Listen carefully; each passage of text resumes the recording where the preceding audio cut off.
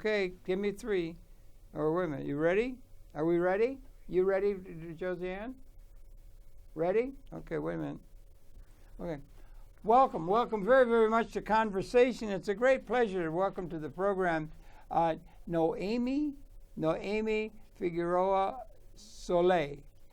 And she is the creator, the director, and the producer of a very, very significant film that I've had the pleasure of watching just last night with tremendous attention, a beautiful film about the Buccaneers, and we're going to be talking about that. And Noami, it's a different pronunciation. Welcome so much, Dan, into Conversations. Thank you. I watched your film last night. I just shared it with you. I hadn't had a chance, and I was so impressed. It's a major piece of work, so well done. You had great talent helping put it together. But could you share maybe the idea as it occurred to you and how it came to occur to you to make that film? And then some of it took quite a long time. It did. And let's let the folks know right at the outset, that was a major motion picture that aired all across the country in the public television system, and it deserved to be so. But could you introduce your role in terms of helping put that film together in a historical context? Well, I was born in Puerto Rico, but I was raised in New York. Okay. And I was, a couple of jobs that I've had over my lifetime. I was a professional actress for 17 years, and I also worked as an advertising consultant for the Hispanic commercial market. But I had never done a documentary film. And around the time that I got that light bulb that went on, what was going on was that Saving Private Ryan had come out. Yeah, right. I think they also had done a documentary film on the Tuskegee Airmen. They had. Yeah, Who had that done that? I don't know. Have you who had seen done- that? Yes, but I think I had seen it, right? And so I had never heard of them either. Is it available? I think it is, but I'm not too familiar with Okay, yeah. And as an actress, in the performing arts, Yeah, when I go see a film, yeah. or when I see a documentary film, I'm always looking for the representation of the Hispanic. Because Okay, we're fair out of enough. the picture many Yeah. times in media. No, I understand. Traditionally, they don't tell our stories. I have the same problem. Could I share? I have the Sure. same problem. I'm a white, Anglo-Saxon, Protestant male with the name Harold. I have no chance because we are the ones who supposedly set up the whole world that doesn't work well enough for almost everybody, called the Anglo-Saxon Protestant. Harold was the king of the Anglo-Saxon. So I have a real problem. I've got no one to complain for because it was my people supposedly set up the world that's so unjust that everybody complains about. How would you like to be that, trying to get over that burden? Well, I have my own problems. I'm Thank you. making a joke, honey. I'm making a joke. I'm trying to. Yeah. So the point is I that hear you. Up to that point, very little has been done about the Hispanic soldier. Yeah, And right. the participation in John Wayne movies. Yeah. There was no representation, Uh-huh. and very few, if any, documentary films. Yeah. And I knew that there were many veterans in my family. For Yeah. example, I have 2 uncles that served in the Vietnam War. Yeah. My father served in the Korean War, but Mm-hmm. not with the 65th. He was sent to the Panama with the 33rd Infantry Regiment and did not see combat. Right. And my husband's father served during World War II, Uh-huh. not with the 65th. Uh-huh. So then I came up with this great idea and said, my working title at the time was The Puerto Rican Soldier. And I said, well, I'm going to document the experience of the Puerto Rican soldier in all the wars. And I thought that it was a unique situation because back then, Puerto Rico was a colony. And so these soldiers were subjected to wartime drafts, did not have the right to vote for the commander-in-chief if they were living in the island. Uh-huh. Once you come to the mainland, Yeah. you can vote. And I said that must have been very difficult for them because they had to serve in a an army that had a foreign language, and the language they used, which was Spanish, a foreign culture. Right. And oftentimes they were sent to fight in a foreign country Right, with you are. another foreign Right, language. right, So right, I thought yeah. those were unique challenges. Yes. And that they didn't have a voice either about that. Right. So, All although true, all true, although yeah, they yeah. are U.S. citizens. You know. That's interesting too. There's a unique situation Yes. between the United States and the Puerto Rican community. Yeah.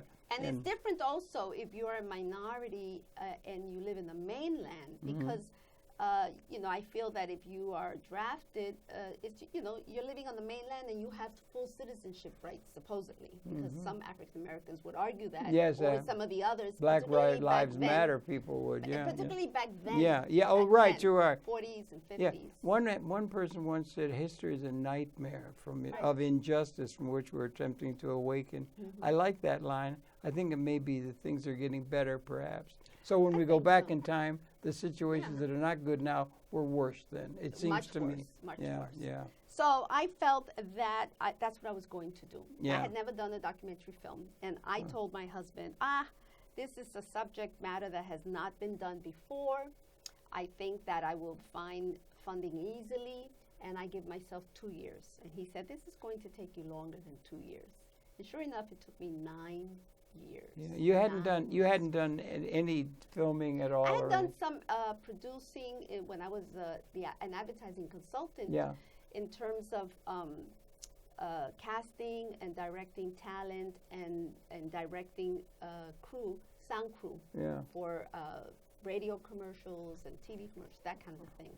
But nothing, not a documentary film. And It's a major it was task. very naive of mine. Had you been, I had to do all this stuff for doctorate and all that. You have to do research and everything. Yeah, So well, you get a discipline of Absolutely. doing research. Now, Absolutely. if you're an actress, do you have to do discipline on a role? If you have to Of course. run, it's a research, a thing that isn't called for if you're taking the profession seriously. Exactly. Yeah. I had a little bit of technical because I'd been in front of the camera and some directing behind, but I'd never produced a documentary or done fundraising for a documentary or anything like that. Yeah. And I had never heard of the 65th. So right now, this was just a generic, the participation of Puerto Rican soldiers in all wars. And you're living where now? In Yonkers. I was in living Yonkers, at okay. the time. And you're getting this, and it just sort of came to you. No, there was another thing that triggered it. Okay. I went to visit my husband's uncle, Yeah. who lived in Ossining, Uh-huh.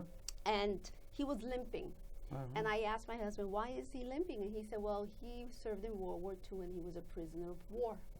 And he got wounded, got the Purple Heart, and was a prisoner of war with the Germans. Yeah. And I thought that was fascinating. Yeah. And I said, those are the stories that are not being told. And I remember asking him about his experiences, but he had not served in Now, the he was a 65th. Puerto Rican? He was, but he was kind of what we call a New Yorican. That Yeah, he New spoke Yorican. English That's fluently. yeah. And although I it think was of that as World somebody War in II, New York. Yeah. although it was World War II, Yeah. he was serving in a integrated unit. Uh-huh. He spoke English fluently, Yeah. and he was Caucasian. Yeah. So his experience was probably different from the Puerto Rican with a heavy accent who Right. doesn't speak English, Yeah. who's maybe a cinnamon colored, Yeah. and who is in an segregated unit. So it's Cinnamon not quite, colored. That's nice. I like Cinnamon- that. Yeah, cinnamon yeah, colored. yeah. or darker. Yeah, or yeah, whatever. And that's something we're going to get around It's a to different about. experience. It's this thing we're going to deal with. It's a touchy thing, this thing called prejudice. Yes. Which is something we want to get around he to never, talking I about. don't think when I asked him, he never felt that he had. No, you and I can talk about Yeah, it. but his experience. he And said the he message had of the not felt movie it. and the message of the 65th and the message of the Tuskegee Airmen does revolve around this Yes. thing, prejudice. Absolutely. Yeah. Absolutely. Mhm. So that's when I said I'm going to make this film. And then I began doing research, and I really literally bumped into the story of the 65th because I had never heard of it. Yeah. I was in a library in the Bronx, Yeah. and I found this obscure, there was very little Yeah. on the 65th written about the 65th, and I Right. found this book in Spanish that had one paragraph that mentioned the 65th and some court-martials Yeah. that had taken place Right. with very little information to go on. It caught Did- my eye. Did you have military people in your background? Your dad and or Yeah, that? but I didn't grow up with my dad. Yeah. No. yeah. So no, I had no military okay, experience. I had yeah. never served in the Yeah, you military. might not even know what a court martial No. is. Yeah. So no, I knew what a court martial was, Okay, yeah. but I was intrigued that there was very little written about that. So that's when I began. I contacted the Center for Puerto Rican the Center for Military History Right. in Washington, and I asked them to refer me to some Korean War historians. They Right. did. They referred me to 3 historians who had written books about the Korean War. And when I contacted them, You're off pick to the their races. brain, to Yeah. pick their brain, they had never heard of the 65th. No fooling. Is that true? Yes. Lord, gosh. And they had written books about the Yeah. Korean War. Without the 60, They yet had that never was heard- such a They did major. not know about the 65th. That's amazing, It isn't is it? amazing. Yeah. So, Ah. um, You were already going on the 65th track of well, thinking. yeah. When I started doing research, You saw the story. well, I thought that it was when I started learning more about them being the only Hispanic segregated unit in Army history, comprised primarily of Puerto Ricans, Yeah. and then that there were some court-martial incidents that no one had, maybe the older people in Puerto Rico would remember, but maybe Yeah. here Yeah. no one knew about Yeah, them in the States. Yeah. I really felt that I started finding a lot of material, and I also started collaborating with some people online. So the internet Yeah. really Thank saved goodness. the day. Yeah. Because Isn't I it a found wonder? It is. Yeah. It is. Yeah. I started collaborating with some sons of Borinqueña veterans who were doing their own research about the 65th. Yeah. Huh? And they were focusing on the court martials, Lieutenant Colonel Bart Soto, Lieutenant Colonel Bill Rodriguez, and another historian was Ernest Acosta. The 3 of them had gotten together. And they were already doing research about the court martial. So they were very extremely helpful in connecting me to some of the main players, Okay. Dances and Yeah. Cronkite and so forth. Uh-huh. Then I put a website up, and I started getting contacted by family members, and the 3rd Infantry Division gave me some 65th veterans, and that's how it began. And then I realized that story was so rich and Yeah. had so much, Oh, it is. so many yeah. layers Yeah, that right. I needed to just focus on them. So you really got focused on that whole thing. But I That bumped became a into them. good part of your life. 9 Focus, years. right? At the time, yeah, right? Focus. Yeah, right. But I stumbled upon Yeah. them, and I really then began to feel that it was such an important story that had not really been addressed in film or video format. Isn't that good, getting a sense of purpose and direction, that you Yeah. found something that's really worthwhile doing, and you Well, I can didn't start think of it at the It's time, No, but in retrospect you I can.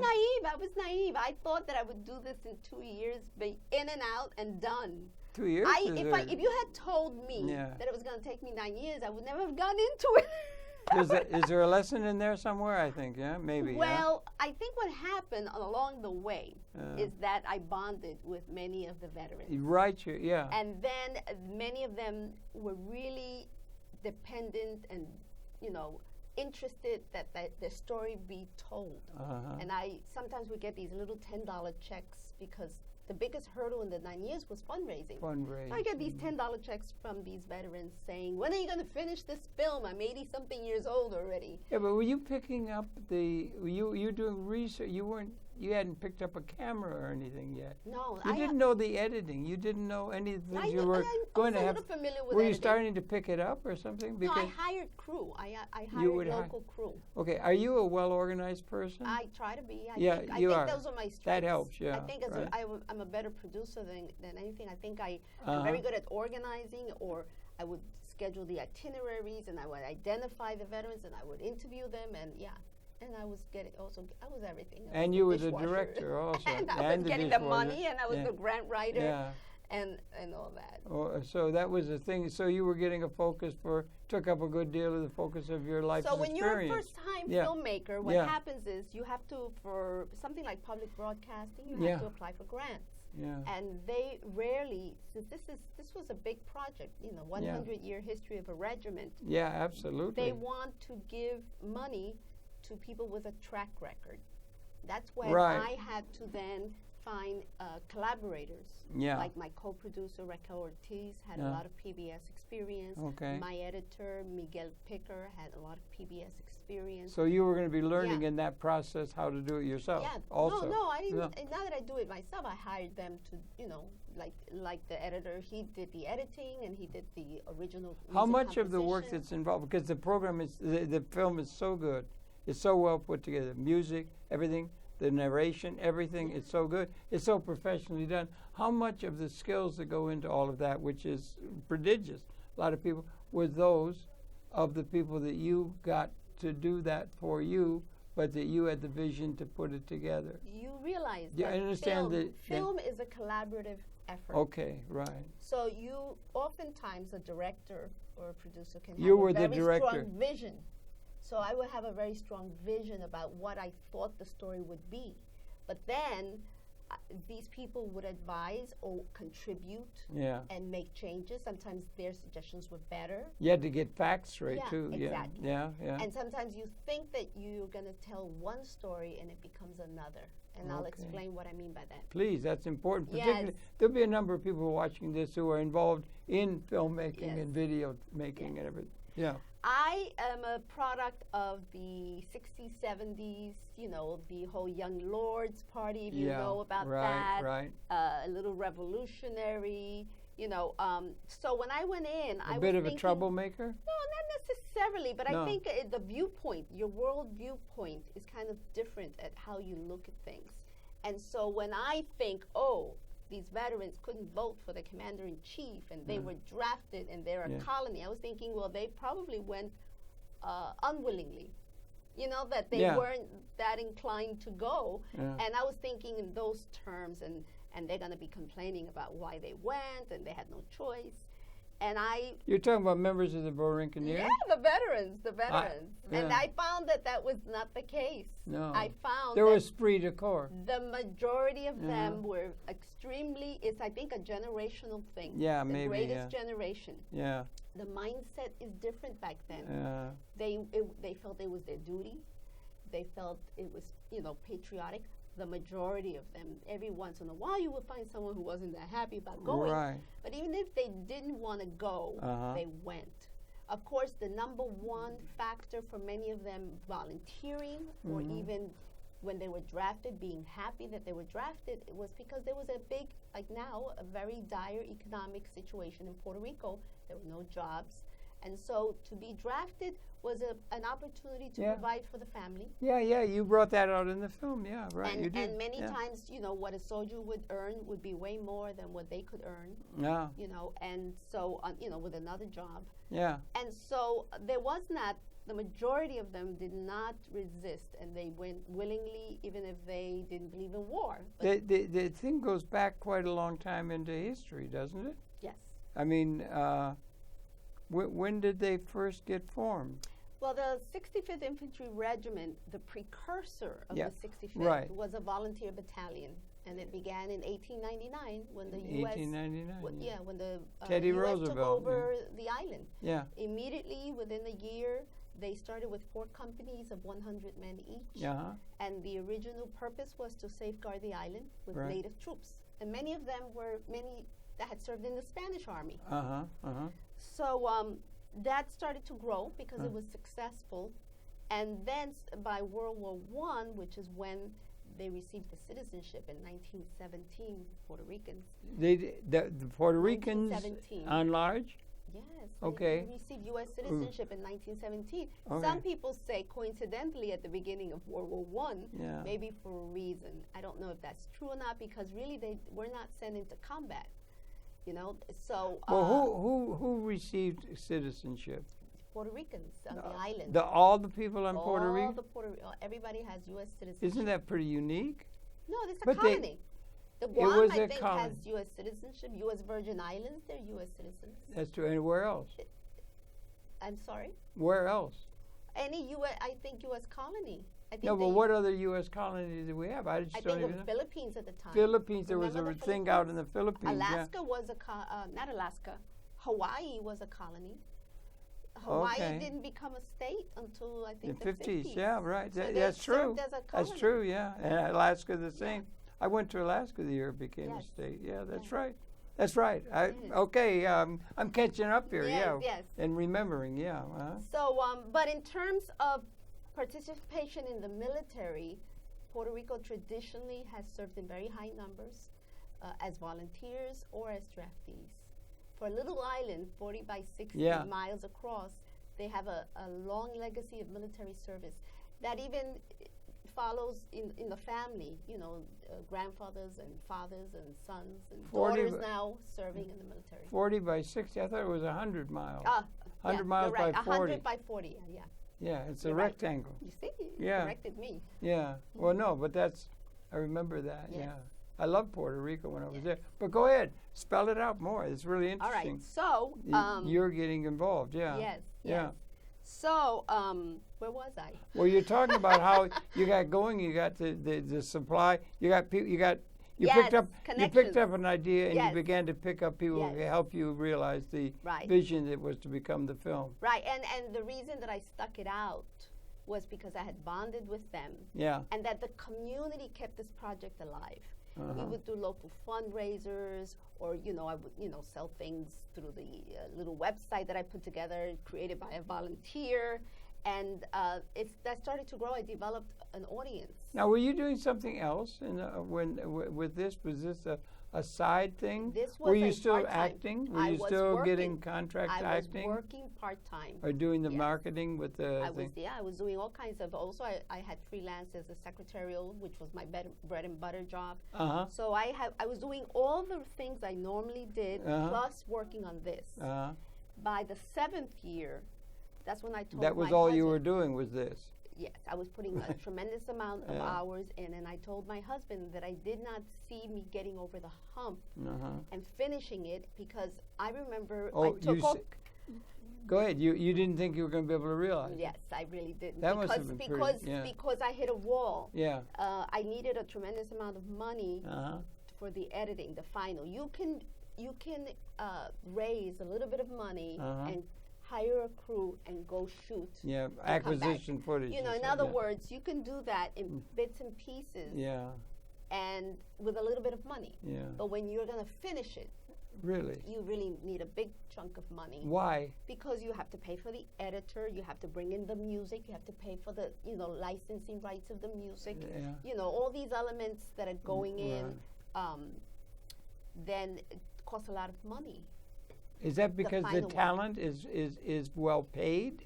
The people who know how to do those things? Well, it is Or why? expensive, yeah. There's PBS. You're has into the certain- professional world. Yeah, there's certain specifications that they Uh-huh. require the program to be in to air it on PBS. Also, the skill set that they have Absolutely, yeah. is highly. You can't just have Toscanini. Yeah, I Or I think that directing if the I orchestra if for I nothing. had picked a different subject matter, Yeah. a simpler subject matter, Yeah. which is what I would be told when I was, going crazy asking for money everywhere. Yeah. I remember a producer once telling me, "Why don't you go do a little film first?" Yeah. instead of Right. try to Right. Get your feet yeah, wet. Yeah. Right. And I was saying, "No, Oh. this is the film because I've got my vision. Yes. because yeah. they were dying. Yeah. That was the urgency. Many of these veterans were dying.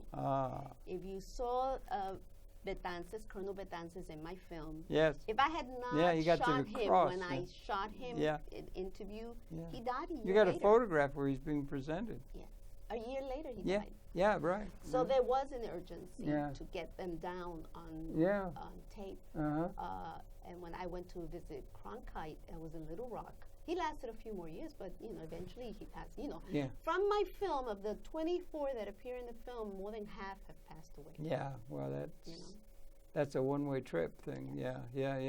So when you're dealing with elderly subject matters, there Yeah. is an urgency Yeah. to Yeah. get their story. But it had taken hold of you by then. Yes, because I told the vets when they would call me and send me their $10 donations and Yeah. say, "When are you going to finish this film?" I said, "Look, I cannot promise you that I will finish this film in your lifetime, Wow. but yeah. I promise that I will finish it in mine." Mm-hmm. And I kept that promise. So I'm very proud of the fact that, I hung in there. And the whole thing took 10 years. Set 9 years. 9 years. And that was from what year to when? I think I started around 1999, but I Uh-huh. really started 1998. But seriously, like I did a demo and I started applying for grants in 1999, and we finished the film. It premiered in Orlando, WMFE. Complete, not just a Yeah, well, rush. we had to do 4 versions. So What, in the last what do you few- mean have to do 5 4 versions. What? Talk about that, could you? Because There are people who are wanting to be filmmakers Yeah. and watching the program. well, we were. It was kind of a little weird how we kind of got into PBS because they had rejected us. We had approached them to, With what? with the idea of the film, and no, then but you had stuff for in them the can. to that air we- it. No, for them to provide some kind of the funding so we could finish it, Yeah. and also to air it, Yeah. and they had rejected us. Uh, So wonder it how happened. how that process works if you haven't got something to show. Thank you. You know how it works? How? That we need people rooting, people who understand our stories at top levels of Yeah. PBS. And it was a Latino producer Yeah, who right. saw the promise in the film. Do y'all stick together? Latinos stick together? Not I know a lot of necessarily. Greek people. They stick together really well. I'm a lot not of saying that we I know a stick lot together. of Chinese people. They stick together when they're doing a restaurant, or people stick together Harold, and they help each other. that is not the Does that point. happen with the Latinos? That is not the point that I'm trying to make. Okay.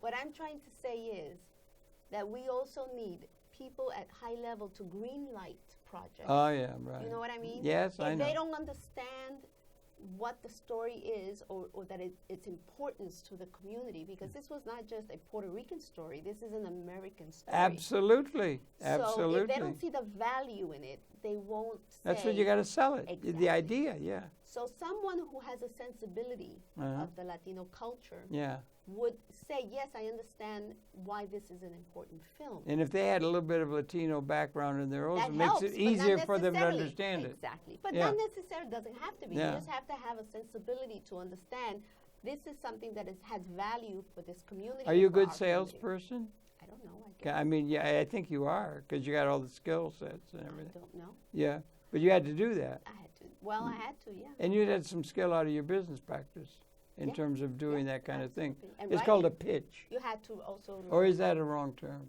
No, pitch. You but pitch also, the idea, yeah. But also, grant writing is very difficult. Grant writing is a skill set. Yeah, And you had those things, They're professional grant writers. yeah, and you had those things in good order and everything like I that. got rejected Yeah. many times. I have all the letters of rejection that I got. Did you keep them? Did Most you of- keep I them all in did, order? including the Dear- PBS Dear rejection diary, letter. another I got the rejection. Yeah. I like to keep the PBS rejection letter. Yeah. So no, but that's the nature of, I think, documentary filmmaking. The nature is you apply for many grants, and you get rejected by many. That's the nature. So people should be yeah, but you had a good idea, and is it gaining strength all the time in terms of your vision of it? The more you do, the more you can see that what it is, your original thing is getting richer and richer and richer, Well, and yeah. more relevant and more toward a finished product that you can, in your mind's eye, see coming. Because you're building all the way. I think that maybe was my greatest strength, that I always saw the value of this story. And I think my Latino community did, because this community kept the film alive for 9 years. Uh-huh. With their little donations and the fundraisers we did. We always knew that it was a story that needed to be told. Yeah. But I could not have done it by myself. Maybe we could tell a little of the story now. Okay. What we're talking about are the Borinqueneers, right? Yes, which I explained already. They were the only Hispanic segregated unit in Army history, mandated by Congress to be comprised of native Puerto Ricans. But many, not only Puerto Ricans served in the 65th. They saw, I think I mentioned, did I go into the fact that in World War I they were sent to the Panama Canal, and then in World War II they were sent to the Panama Canal, and they were for the first time sent to Europe. Yes, But in at that Second War, point, yeah, it yeah. was mostly back stuff. Right. It wasn't on the front lines so much then. Yes, there were 3 battalions, and the 3 battalions were dispersed. Yeah. And one was sent to guard railroad tracks, munitions, supplies. The other one, I think, to guard German POWs all around France and so forth. One battalion was sent to the Maritime Alps in the Franco-Italian right, border, right. and they saw some skirmishes. Yeah, that was in the film. Yeah, yeah. Skirmishes, Yeah. meaning they were not really used extensively in combat. Mhm. They did see combat. They did have casualties. Yeah. But they were not really used offensively like they were for the Korean War. What It they were wasn't going until to the come to Korean do War. in the Korean War, that part where the guy was talking, I don't know if people know the Korean War, it was Busan and all that. And then up there, when you not too far from what's that hill, the hill that they had to defend in the end. What was the hill? It was Kelly Hill. And yeah, Jackson Kelly Heights. Hill. Yeah, and that the temperature was 30 and 40 degrees below zero. Winters, correct. That one fella in the film talked. He said nothing would move but my eyes. He couldn't move anything because Froze. it was just freezing, and it was so difficult. I know. And they were fighting there. And in this that. is from a subtropical island. I'm here. I'm understanding. Yeah, right, like that. It was very difficult. And then the story itself of the battle and the court martial. We haven't brought that up. That was something that was intrinsic to the story. And what about the story about prejudice? With your colleague, we spoke, Frank. Yes. The prejudice that was directed that's- by the Anglo-Saxon Let me society explain. toward the Latino community as one group, that there's prejudice directed against blacks, Indians, and then Polish people, and anybody of another Irish people. There's prejudice directed, and there was prejudice directed against the attitude that some of the Anglos had toward the Puerto Rican unit, the 65th. That is true. And that's part of the moral story that you want That to is true, deal with. but I would like to explain that I've interviewed over maybe 350 to 400 veterans and officers who served in the 65th. That's a lot, yeah. Not all of them felt they were discriminated against. Not all of them felt that way. Okay. It depended on... Well, I'm talking about when it get down to the courts martial. Yes. Then... And we didn't get to then, the courts martial, and they got to put in prison. But their early experiences when they first arrived in Korea... No, there was pride. Many of them felt that they were treated fairly. Yeah, on the right. continent, and that they had good leaders. Mm. And that there wasn't, that friction or anything. And that did change later. But not the whole experience for many of these Puerto Rican soldiers. Many of them felt they had wonderful experiences. Well, there are people with their officers. people that go and fight like that, have a sense of camaraderie and everything. And they, they don't, like that. If there's that, people have that sense. Also, you're in a war. You're not just in a peacetime situation and so forth. And then some people are more, there's a term gung-ho. Do you know the term? There's a military term where they're all in to the battle, and they're getting a sense of identity out of the fighting and so forth, and a sense of pride. I will tell you what I think makes a big difference. I think that when you have good leadership that is fair to you and is sensitive to the cultural ways of that community. They it's called respect. Yes. It's called respect. That they're not going to have the same problems that they had in the latter part of the war when they wasn't that. They didn't get that Exactly. respect. They didn't. But that was prejudice, was it not, in yes, part? absolutely. Anglo-Saxon prejudice. Yes, yes. By WASPs. But when you have good leaders My people. that treat you with respect, Yeah. there aren't those issues. Yeah, right.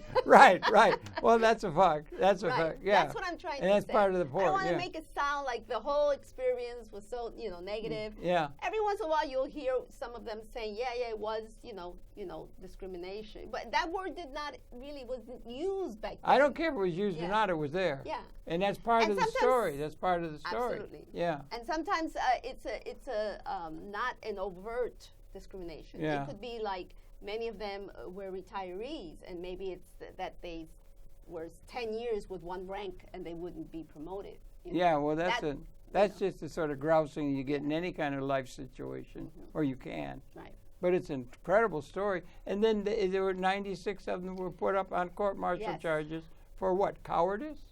Well, yeah, they were accused of cowardice. They were accused of deserting, and not engaging the enemy. And that's they had because they were told to go up on them. The film is so good. It really is so good. It's just intriguing. I really congratulate. But they had to go up on the hill, and they didn't even have any dirt to dig in to get what they call a foxhole. Yes. It was just stone. Yes. There was nothing they could do but stand there and be shot at. And it was an untenable situation Absolutely. at the get-go. Yes. But then there was back-to-back battles. Kelly Hill debilitated them. That's Yeah. Kelly Hill's where they This is suffered like incre- over 400 casualties. Yeah, in that's one heavy month. duty, yeah. And then Horrible. only a few weeks later, they send them up to Jackson Heights, which was all rock.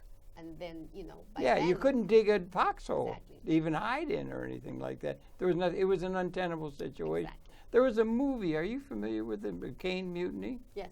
It was Mr. Quigg. Captain Quigg Yes. was played by, who was it, Humphrey I Bogart? think so, yes. Yeah. And the guy was really off Mentally his nut. disturbed. He was off his mentally nut disturbed, in yeah. terms of strawberries. Remember, Yes. they were all about strawberries? Well, so if you've got that kind of a situation in control or command, there was a problem. There was somebody there that took that kind of a position, and how do we deal with them in terms of the film? Who Well- was taking that kind of an attitude? Who was responsible for that court-martial that had to be reversed very quickly after it was done? They weren't reversed, the court-martials. What Well, they not did- reverse yeah. it, but you understand what I'm What saying. they did was eventually, after many of the soldiers. They had to go to jail. Yes, they Yeah, served some about guys. 6 months in jail. How many had to go? I 96? think 80 something were Yeah. convicted Yeah, out of that's the 90. the largest court-martial in the Yes. history of the military service. Mhm. That's not a small matter. No. A general It was court-martial. Yeah, yeah. It brought a lot of press and attention. I would and think. bad publicity for the Army. Yeah. And, the government of Puerto Rico got involved in the appeals. And then a whole lot of other people started appealing the situation in real terms, no? Mhm. That's like what happened with the Tuskegee Airmen. Yes. Okay. Mhm. And then that redounded down into the recent thing where the Congress of the United States just gave these fellows the highest order of recognition that can Yes, be done by the I wanna Congress, get into the that gold also. medal, I wanna get which into we have a copy of Yeah, right here. the Congressional This is Gold the Medal. gold medal. But let's, from court-martials, let's see how we jump Okay, to the good. Congressional Okay, Gold Medal. good, That's a good. big jump. Yeah, it is. Yeah, yeah. I know. So the majority of those soldiers during the appeals process were not exonerated. And exonerated means that the Army would admit Wrong. that they should never have court-martialed them because these soldiers did refuse to go back. Yeah, And, yeah. no Army is going to allow the soldiers to Yeah. refuse an order. So that's the thing that has to That be. is- That's the thing that has to be finessed. Yes, then. Yeah, yes. yeah. Not just cut and dry. Yeah, I mean, there were a lot of factors Yeah. that contributed to what happened there, and it wasn't just the fault of the soldiers per se.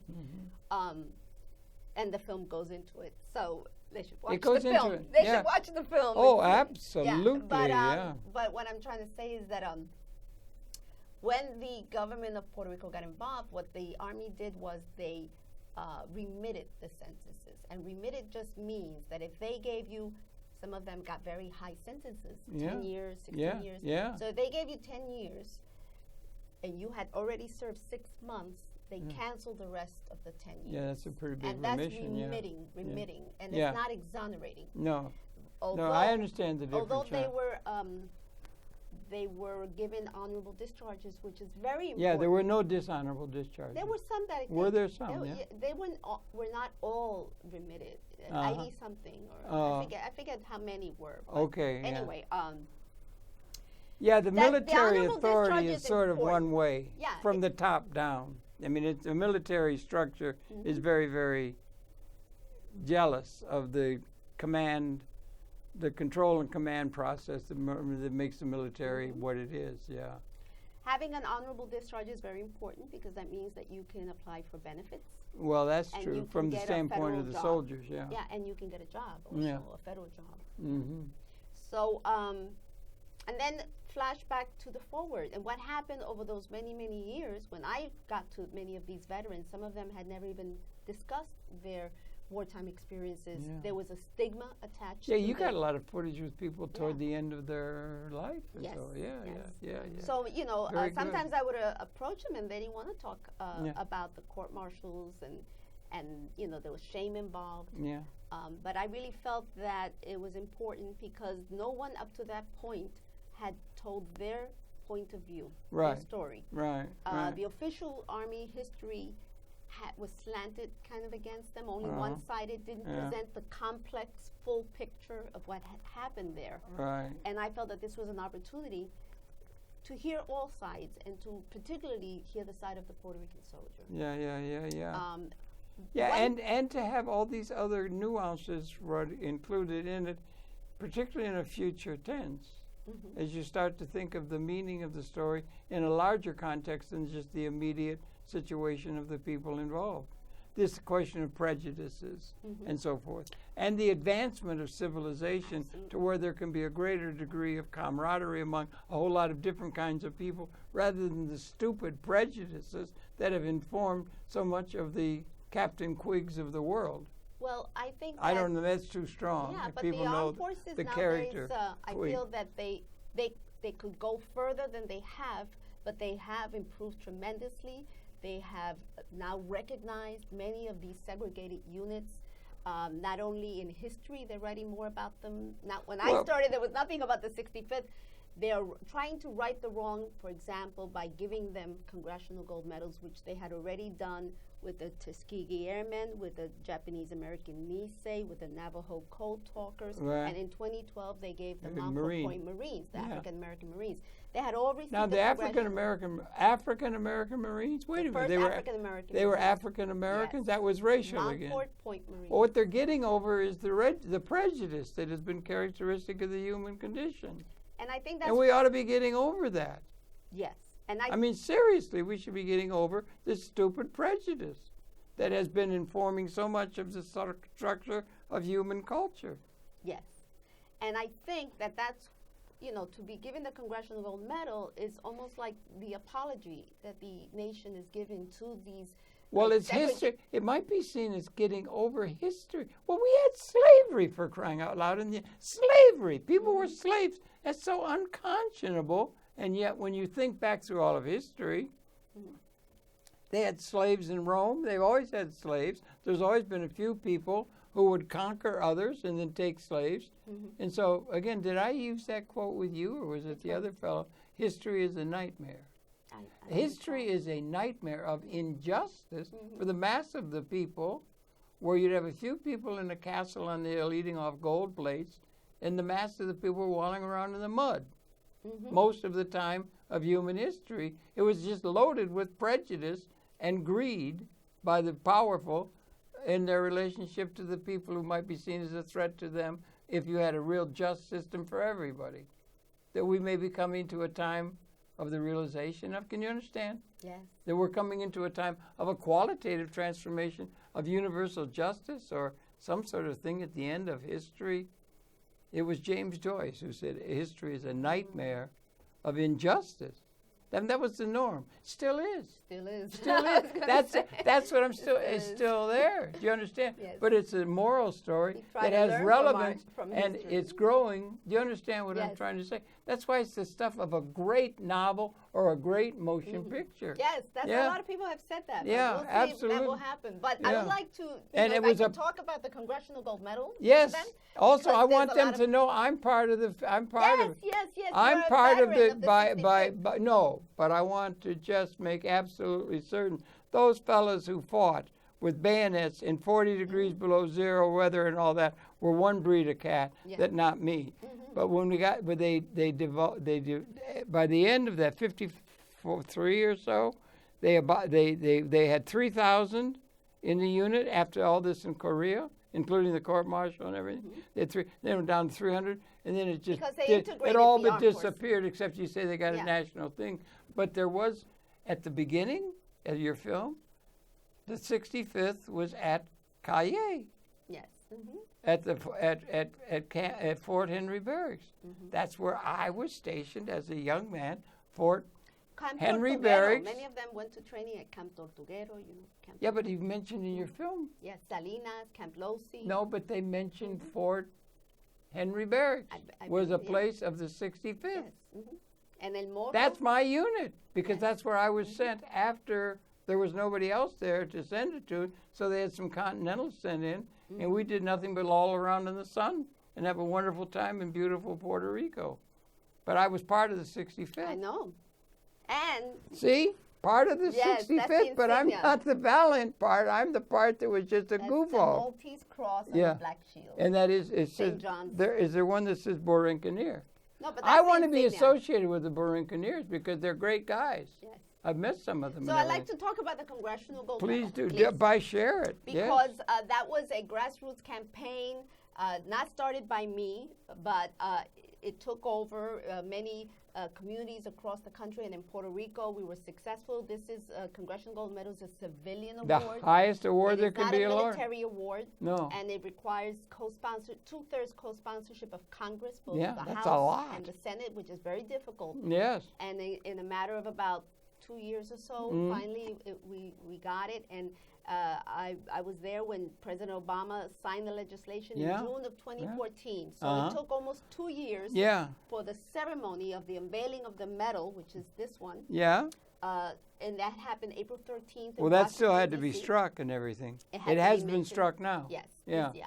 And there is one gold medal that U.S. Can we come Congress in on pays that? for. Can we come in tight focus with the camera? You just come in tight the on the. USMint.com sells them. There's 3-inch and 1.5 inch. There you are. Look at Yes. that. Isn't that a handsome It's medal? a beautiful medal. That's a medal, and then it's got the me postcard show you or that. something of Let the me see. I'm Borinconeer. afraid Don't to let it's touch gonna it. fall. It's Yeah, gonna but fall. Oh, you're gonna show I it. wanna show the Okay, other side. very good, very delicate. Which You is got a a very model. delicate touch. Oh, let's That's see. good for editing. Oh, Yeah. let's see, Bill. Easy does it. Easy does it. Easy right. does it. Oh, we Okay, got it. there. You see now you All can right. read. What does it That's the say? insignia. What does it say? It says 1899 to 1956, which Mm. covers your Yeah, time that's when period. we left. World War I, World War II, Korean War, and it says honor et fidelitas, which is honor and fidelity in Latin. Is that what that says That's on this the badge? logo, Does yes. that say that? Yes, it does. It should say Borinconeers. Well, but We'll it get doesn't. one that says Borinconeers and see the and it's there. And So- the film is so good. Yes. I want to talk a little bit more. Oh, we because got a we're- clip. Let's be sure we try to get a clip in. If we Oh, can. you haven't shown the clip? No, we haven't shown it yet. Yeah, We've been yeah, doing let's show nothing the but clip. I talking. wanna talk about the ceremony Set we're up the having clip. in Quick. New York. It's only a couple minutes. Okay. What is it? No, This set is it just up. a trailer. Set this it up. This is just trailer Yeah, of but the no, film. say It's to a the little audience what teaser, it is. And it's an introduction to the film. It's a little just 3-minute introduction to the film. About 2 minutes. It's about 2 minutes, so let's It's, do what that they before call we the- sure we the get it in. trailer or the teaser. Before we get 86 out of here. You know that term? No. Oh, that means when they throw you out of a saloon at the end of the night, Uh, and at the closing time. Okay, play the clip if we can. You're dirty doing. The film is so good. If we can play the trailer, maybe if it can go. Let's see if we can play the trailer. Play the trailer. Play the trailer. Play the trailer. Maybe we can. It's a 3-minute thing. You should Well, just there trying we to go. wait. There comes the black. there. And there it is. There we go. Bravo! Bravo! Oh, we're not talking now. We're not talking now. That's Don't talk. Don't talk. They can't hear us, right? Yo diría que el 65 es parte de la historia de Puerto Rico y es algo natural de allí, Okay. como lo es el yunque, Okay. como lo es el morro, You don't have time como for las it. montañas de Puerto Rico. New York ceremony. El 65 es como algo que es dueño de la 47, we have patria. 10 minutes. Use your time wisely. El honor más grande que Dios me ha dado a mí By all means, by all means. es el haber sido miembro del 65 Infantería. I feel like it would be my obligation too to fight for the country, even if I'm Puerto Rico. You know, I'm an American too. I was very glad the Puerto Ricans were on my side. I would not want them to come after me with a bayonet. Almost 95% casualties during the entire. Nos estaba llevando a una masacre y por eso yo me negué.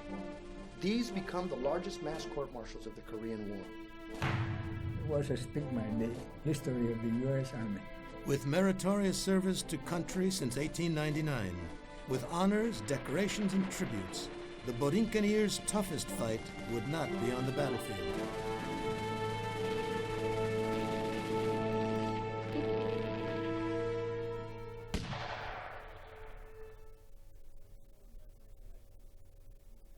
So professionally done, beautiful. you, That's thank right, you. and that spells out a lot. Thank you. Okay, we got about 10 minutes left, right, a little so less. So let's I get it all mention in. that the unveiling ceremony of the one gold medal, because Congress only provides money for one gold medal. It's going to go to the Smithsonian. Right. Yeah. And then hopefully there'll be some kind of museum. Is that the same tour. place as Tuskegee Airmen? Yeah, all the others supposedly okay, have right. at the Place of honor, Smithsonian, right.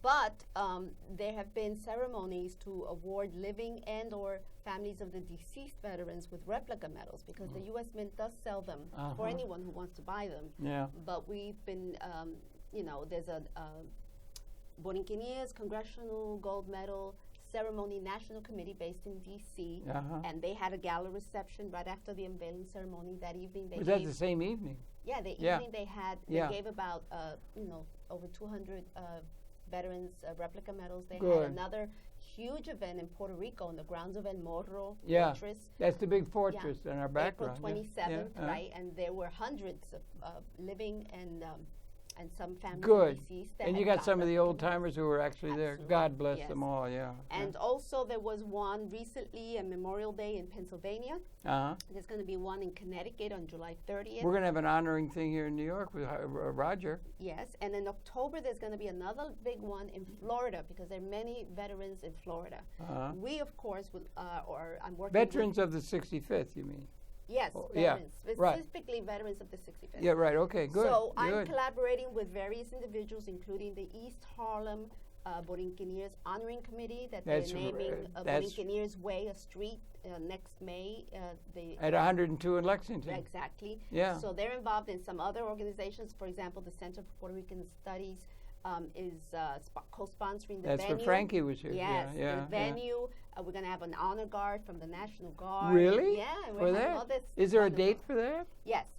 Right now it's tentatively scheduled for Saturday, July 17th from 12 to 4. But we are in the process of, hopefully by this week, I will be finalizing where the venue will be, because originally we were going to do it on 119th and 3rd Avenue, the School of Social Work. But two things happened. Number one, they're not open in the summer. And secondly, it's a small theater. And there has been such a great interest in people wanting to attend. Yeah, there will be. That's barrio time, And the veterans wanting to bring their large families, that we are probably going to move it to a larger venue. We better put it in Madison Square Garden. So tentatively, Yankee Stadium. I don't think so. No. But tentatively, it will probably be at the Hunter College 68th Street and Lexington Avenue Auditorium there. But people can go to my website at www.borinqueniers.com. Now spell it slow. BORINQUENEERS.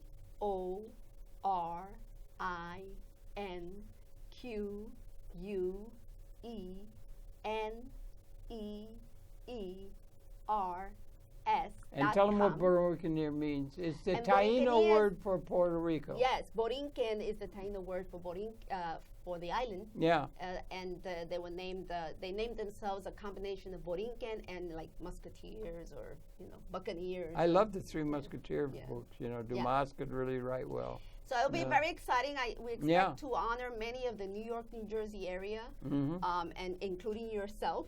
Well, but I want to be with them, but I'd be like the mascot or something. I don't want to take any credit for the actual fighting, because I was a terrible soldier. But really. You have to understand, it's any veteran that served in the 65th from 1899 to 1956. I was there, 56. Right? And I won a medal for swimming. They could have served in peacetime as long as they have documentation. Well, I'm going to get that documentation. Yeah, there's a census form that we give, and then we ask for proof of service.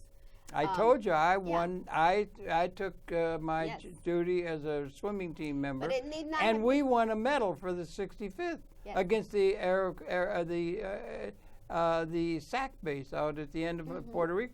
5 of us, Guy Fowler-Ups, we ran against them. They had all kinds of support but we won a medal.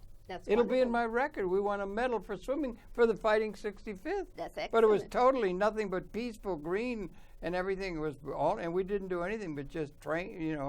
We didn't have any fighting. But that's These fellas fought. It says here from 1899 to 1956. So I just get in under the wire. They just need but I'm not a soldier. proof of service with the 65th, like the DD-214 or some other documentation. It'll be there. I hope the medal will be. photo proof. Will my medal be noted in my record? I want a medal. They had the medal. They had a whole know. band playing Boogie March, Colonel Boogie March, and they put it on like a French Legion thing. Yeah? And they, yeah. I don't know. And we were all 5 You have to foul-ups. look at your record. Who got it? Yeah.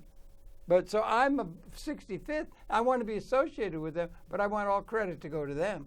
Because I didn't do anything but swim. You're a Borinquenier. You know, you have to understand that we have continental Is it- Borinqueniers also. Well, I'm a continental. Yeah, I was from. We have also, there was some U.S. Virgin Islanders. I have some Cuban Americans, Dominican Americans, Mexican Americans that served in the city. I want to be over something that's going to get over all the stupid prejudices that have been so much part of the human condition. I want to see a world that's getting better and better and better for everybody, even those who just swim on swimming teams and win medals for swimming, not for hard fighting, because I was no good at that. I did get a high score with the M1 rifle, like Sergeant York in training.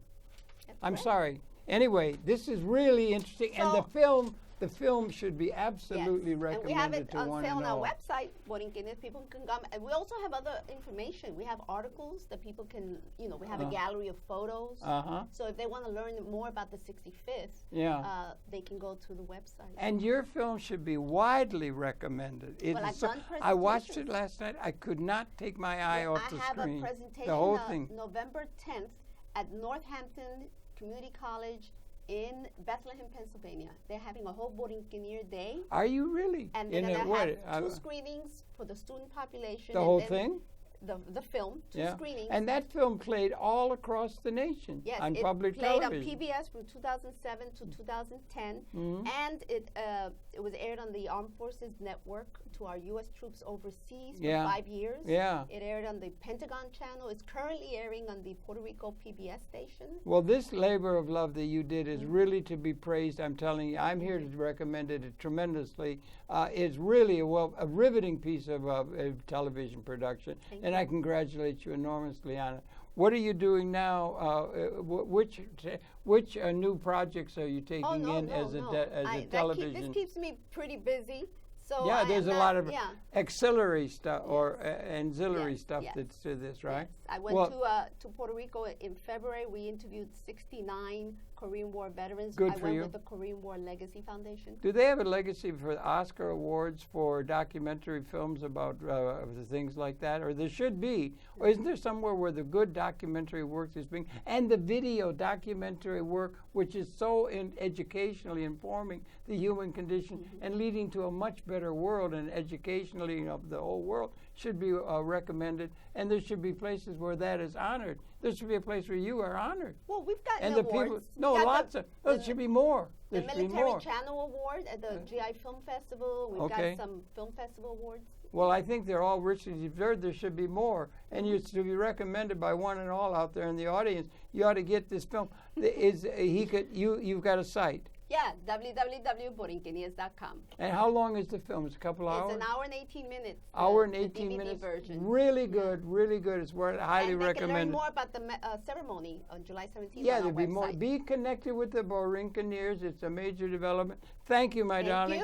Thank you. Thank you for inviting me. Enormously for such a wonderfully well done job of putting together such a film and for coming in. Your pleasure in the audience to have had her perception. Tune again. We'll be coming back again tomorrow. We're running right out of time, so we have to count it down now. It's 5, 4, 3, 2, 1. Okay, great. I squeezed as much as I could in there. Okay.